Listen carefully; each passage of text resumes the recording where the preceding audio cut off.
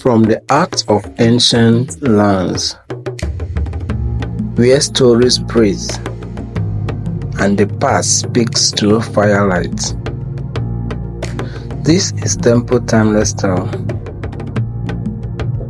where the fire never dies and the stories live forever. A sanctuary for stories, a haven for heritage. Here, we don't just tell tales, we awaken them. Welcome to our newest series, Whispers of the Ancestors. Stories etched in bone, sealed in silence, stirred by time. Episode 1. The Name She Buried. There are stories so old, even the stars have forgotten how they began. But not the streets, not the wind, not the bones of the earth. Some stories sleep, others whisper. This is one of those whispers. Ancient, breathless, waiting to be heard again. Welcome, child of wonder, to Whispers of the Ancestors. There are stories so old, the trees remember them before the grass do. Stories whispered in smoke, written in the lines of a grandmother's palm, folded between the pages of silence. This is one of those stories. A story of names and silence, of grief buried beneath roots, of a girl the ancestors refused to forget. Long before the girl was born, before her shadow ever kissed the dust of Norma, her mother's name was known by the wind, Hiyale, the wise woman. They called her Spirit Eyes. The kind of woman who saw things before they happen, whose dream bled into reality like ink into cloth. She had once been laughter, full-bodied, river-white joy. Her voice could break silence like a calabash on stone. She had been the life of village festivals, the beauty the moon envied. But time, cruel time, had turned her vibrant rays into muted eyes. Because grief is a sculptor, and Hiyale has been carved again and again and again. Her first child, Asuka, was born during the mango season. He had eyes like stars soaked in honey. The elders said he was destined for greatness. But at age 5, he wandered to the river, chasing dragonflies. The river, it seems, had been waiting. They found his slippers on the bank. Nothing more. The second, a farmer, came 2 seasons later. Gentle, curious. She would hum to the wind and speak to snails.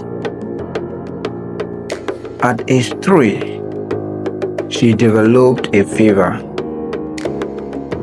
The healer came. The chants were sung.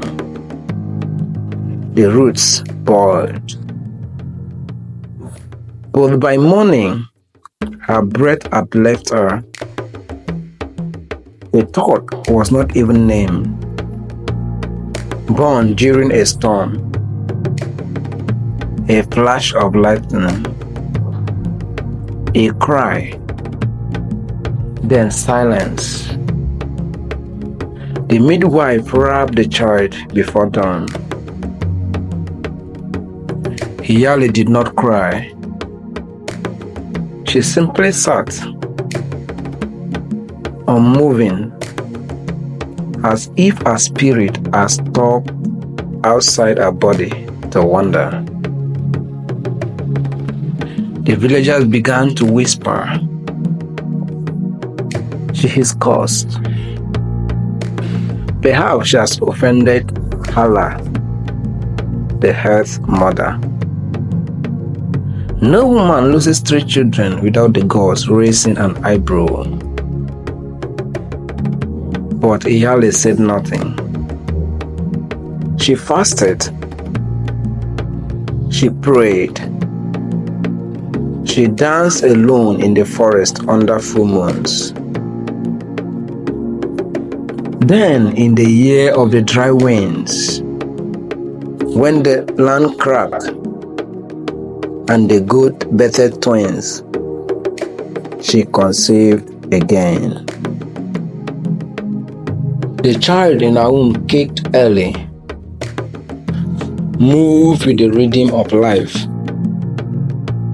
The midwife said, "This one is strong. This one will stay." But Iyale had sealed her heart. She did not sing to her belly, did not speak to it. She treated her own womb like a stranger passing through. When the time came, the child was born under a full moon. A girl, long, strong, eyes open. She let out a cry that startled the earth. The women related, but Iyale did not. The elders came to ask, "What name shall we give the child?" She looked at them, her voice dry as old yam peel. She would not be named. Not yet. The village fell silent. No name? What child walks this earth without a name? You see? In Oyindo, a name was not just a word. It was a map. A destiny, a spiritual declaration. To go nameless was to walk without footprints. But Iyale refused. "I have buried 3 names," she told the chief priest. "Let me not bury a foot." And so the girl grew nameless.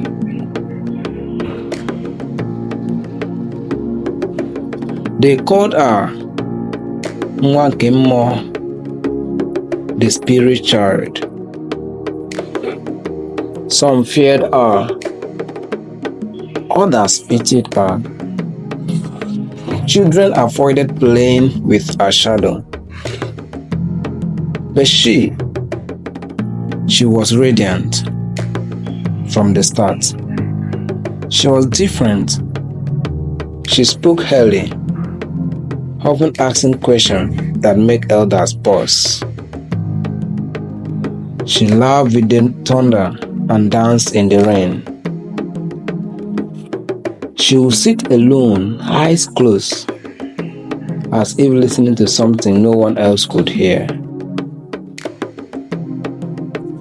At age 4, she followed the village drummers to the forest and returned at dusk with a broken drum and a smile. At 5, she befriended a snake that lay behind the yam barn. The villagers shook their heads. She's not ordinary. But still, she had no name, and the weight of it grew heavier each year.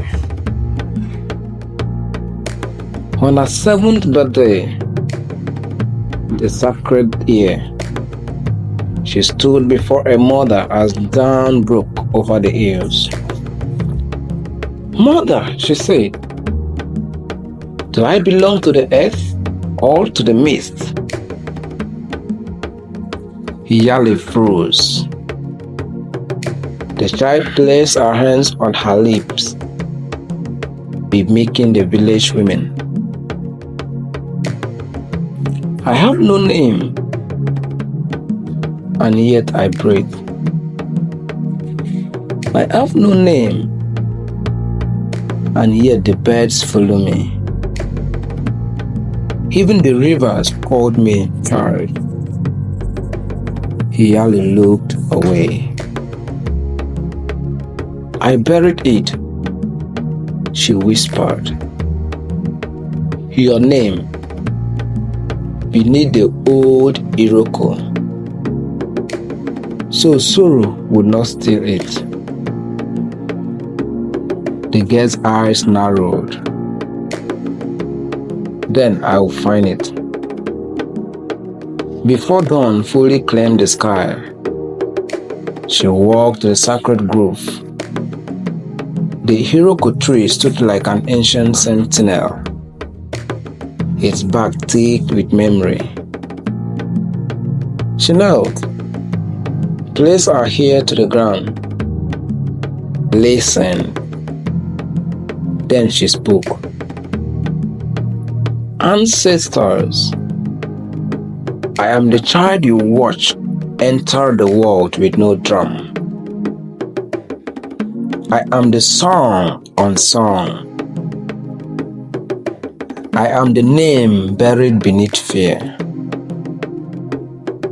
If I am to rise, let the earth speak." The wind sighed.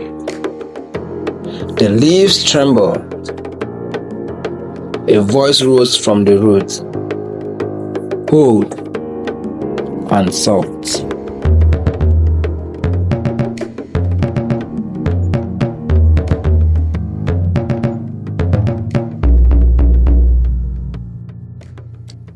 "You are Nkemjika. What I have is greater than what I have lost."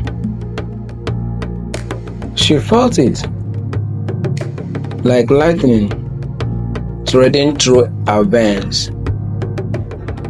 A name, yes, but also a becoming. She ran back, feet dusted, eyes wild. Yali saw her from afar. Her hands trembled. The girl stopped short. "I know it now. The name."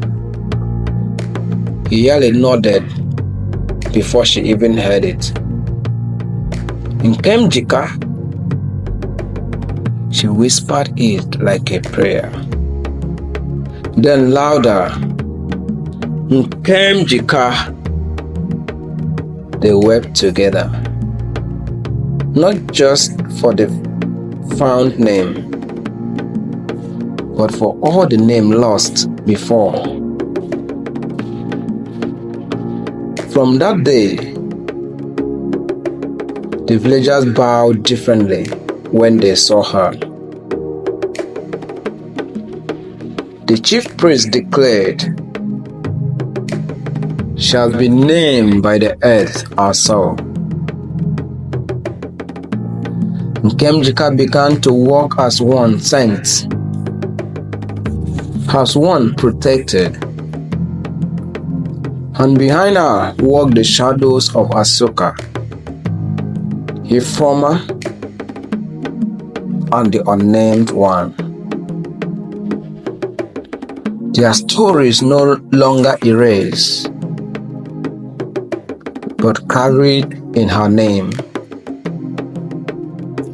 Because in our land, names are not forgotten. They are buried until the right hands come digging. And that right hands had come. In the next episode of Whispers of the Ancestors, the names she found begin to shape her fate. But not all are placed. Some names awaken power, and others enemies. Stay close, child. The wind still speaks. You've just listened to Tempo Timeless Tales, where ancient voices are never silenced. The story lingers, but the fire has not gone out. If this tale stirred something within you, a memory,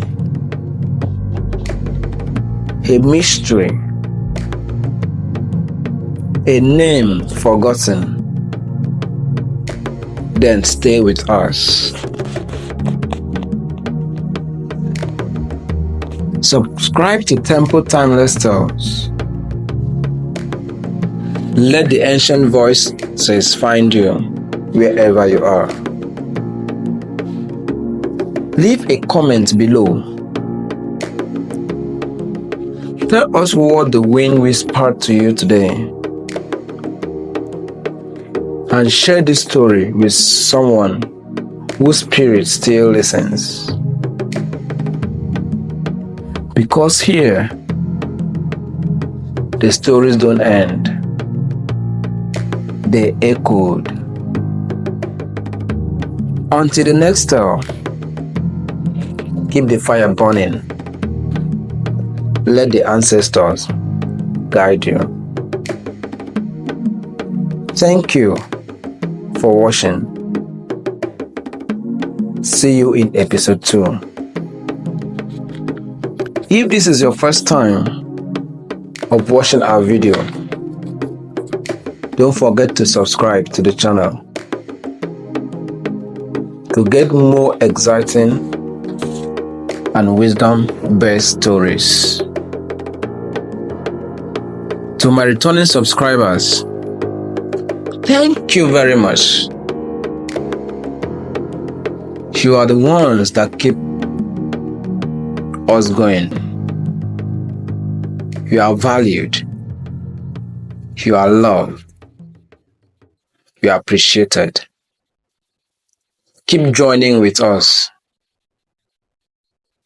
as we bring ancient wisdom to your heart. Thank you. Soft portal hums begin.